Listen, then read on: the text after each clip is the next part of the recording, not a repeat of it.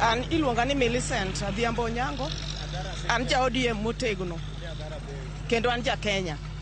To gima adwa wacho korka report mowuok ni ok omorwa kata matin kaka wan jo Kenya. Wawinjo matek kendo wawinjo malit e ngimawa. Nikech cost of living mane waparo ni kata baba ne dhi wuoye maber mondo konywa kaka jopiny. Baba ok owuoyi gini maber. Koro wan gima waneno, wan ng'anye mondo wan wadoge matich ang'wen ka gini ok onyiswa maber.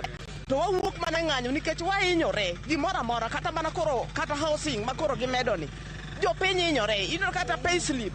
Wawinjo matek, ing'adwa ma kata gima wadongo onge. Ngima onge, wadhi matek wawinjo matek. Koro kaka wanyalo konyore onge. Baba kok nyal konyowa mawuog oko. Kok onyal konyowa mawuog oko. To wan kaka jopiny, wadhi wuok oko kendo wadok e ng'anyo, joma tho biro tho, joma dong biro dong nikech wahinyore. Baba mondo